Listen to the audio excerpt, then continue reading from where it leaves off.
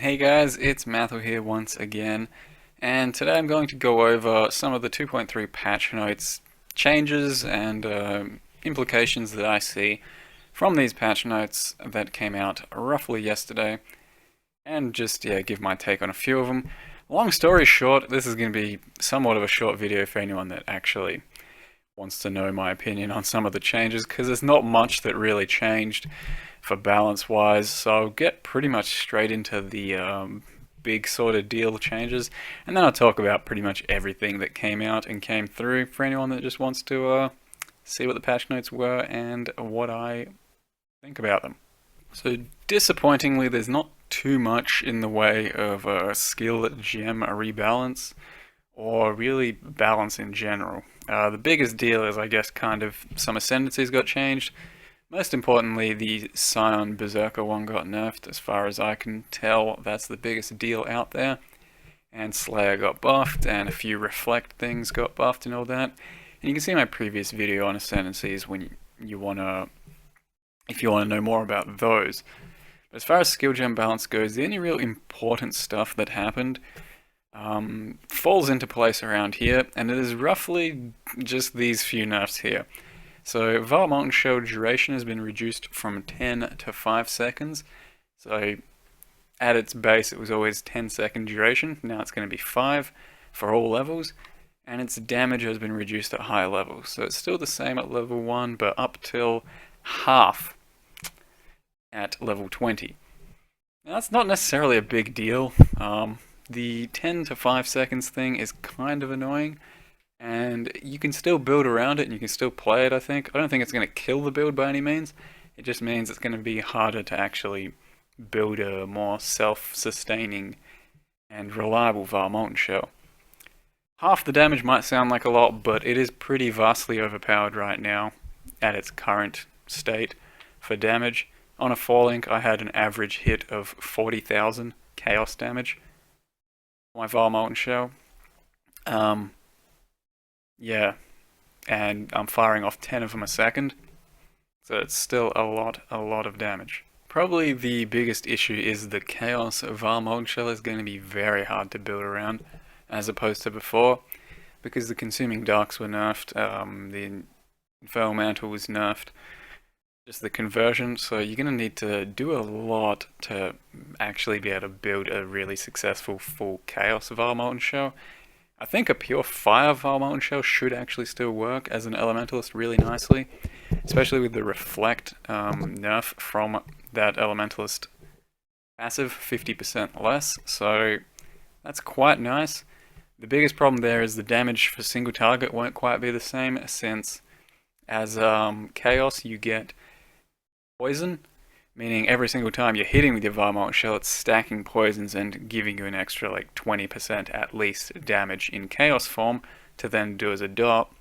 If you completely fire Vaal Molten Shell, you can get some burn going, but it's only going to apply to your biggest hit, and once. And until that burn runs out, you're not going to get more burn. Unless you're using an Emberwake Ring, which has its own set of problems, but maybe an Emberwake plus a Taming with full burn Vaal Molten Shell might still be really nice, and it's probably something I'll try out as I can in the new league.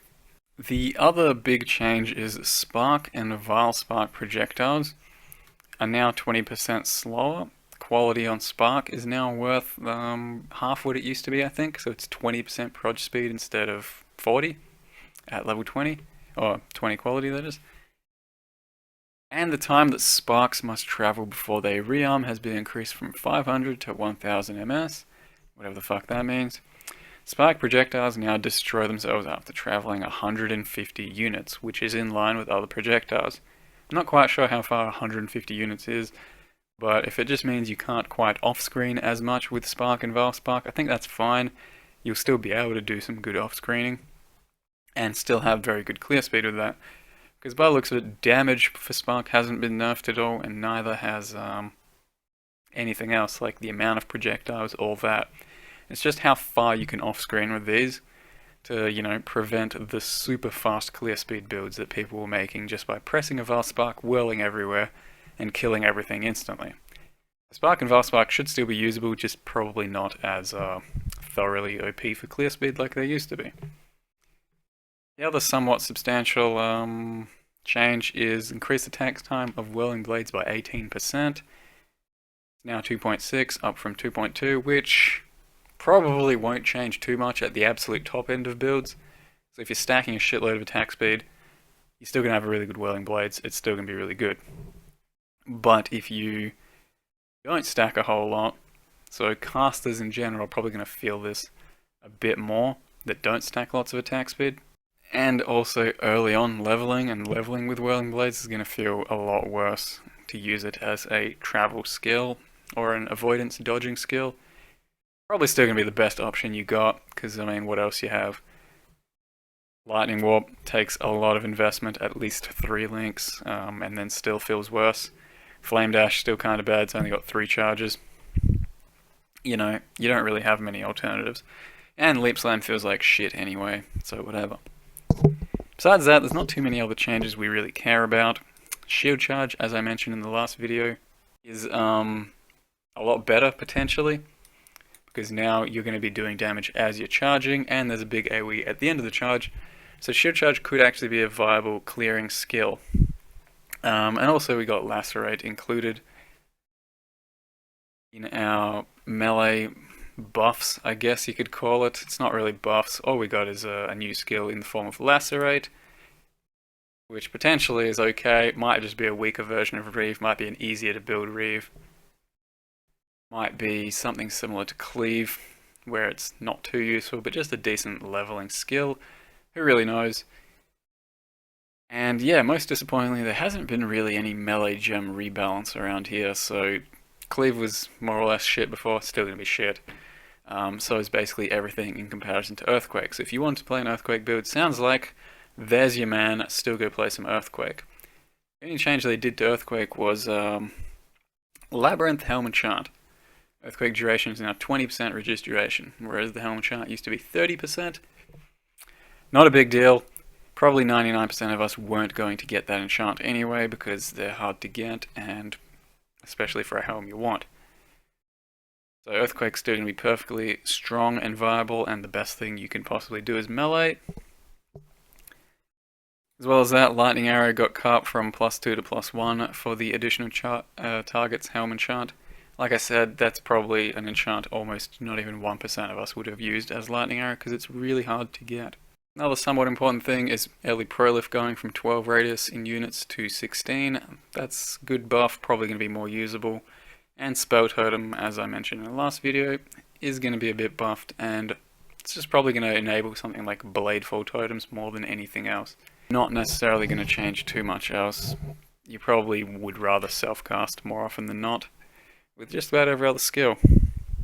Something that's also pretty important that they're doing is the Zana League mods available throughout this Prophecy League for 2.3. You can look at them yourself, but most importantly I think is Bloodlines. It costs 3 Chaos Orbs, gives you 20 quantity, and 50% more magic monsters for that map. All magic packs will have Bloodlines, which sucks, it's annoying, but it's a pretty necessary evil for when you're endgame mapping. Putting in 3 extra Chaos Orbs for 20 quantity, 50% more magics is easily going to be very worth it. So for your red tier maps, absolutely. Essentially for any level of map you're going to want to sustain, even if it's like tier 7 plus, I would Bloodlines them. But more often than not, anything from like tier 7 to 10 isn't really worth an extra 3 Chaos Orb investment, unless the map itself has a lot of pack size, in which case it's going to be fairly beneficial. As well as that, Nemesis is now your level 8 Zana mod, and it only costs 8 Chaos Orbs, down from 1 Exalted. So that just means you're pretty much going to be, you know, investing less to try and craft a Headhunter. You're probably not going to craft it on there too much, besides just for that mod, because 8 Chaos just for 50% more rares and Nemesis, not terribly worth it all the same. As far as monster balance, not much has happened. Krulazaro is the biggest deal, I would say. He got his life reduced by 20% and his damage reduced by about 10 to 15% on all skills. That just makes him a bit easier to do, and that's pretty good. He was probably a bit overtuned just for Cruel even now. A few new monsters with extra skills. You'll find them as you go. It doesn't seem to be anything too substantial. We do get a skill reset. This process will also reset your allocated ascendancy points, so that's pretty cool. Out of general balance changes, as we've already talked about and mentioned, chaos conversions have been nerfed from 100 to 60. So Voltaxic's now 60% conversion, Consuming Darks are 30, and your 30, 35, whatever. And Infernal Mantle is now 15. So we've already talked about that. Doubled the chance to find unique strongbox, that's pretty cool. Throughout a league I would probably find like 3 or 4. Now that you can find a lot more, that's really good. Bit more fun, they're not really too game breaking, and on top of that they have added a few more strong boxes. Where does it say? Added 3 new types of unique strong boxes. There's a bunch of new unique items, an extra tier 14 map, more cards as always, a few more 3D arts, you can check those out yourself, but some of them have looked pretty cool so far from what they've shown. Continued to incrementally improve sound, art, and effects of environments. That's really good as well. You would hope means that potato computers are going to get to be less potato, one would hope. And on top of that, the other technical improvements they've made were to the audio engine largely. They're saying that it's going to be a lot better for your FPS experience. So if you previously play without sound, maybe try playing it with sound and see if it affects you too much. Hopefully it means you can actually play with sound, because shattering is amazing in crit builds especially. That's something you're going to need. Besides that, we've already pretty much gone all over the changes. There wasn't too much substantial for balance wise in this 2.3 patch note session. Frostbolt, Vortex, those are 2 new skills. In combination they look like they might be able to, at the top end, increase clear speed for self-cast cold builds.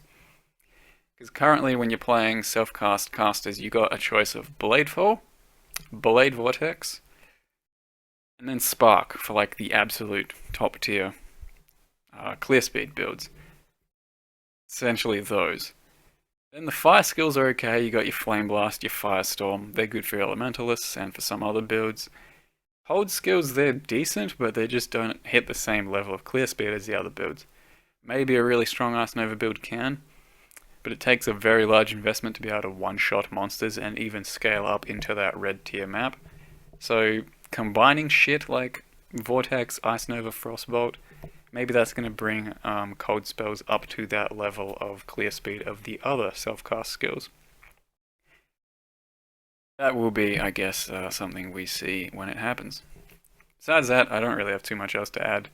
Endgame Labyrinth, apparently that's going to be pretty goddamn hard. So don't expect everyone to get 8 points. Usually just plan your build to have 6. And we'll see in the first few days, I imagine, if the Endgame Labyrinth is going to be a realistic sort of goal for every character you ever make. Or if it's just for the really nice builds. Or if it's just for softcore, or if it's just something you're going to have to pay a real beast character to carry you through.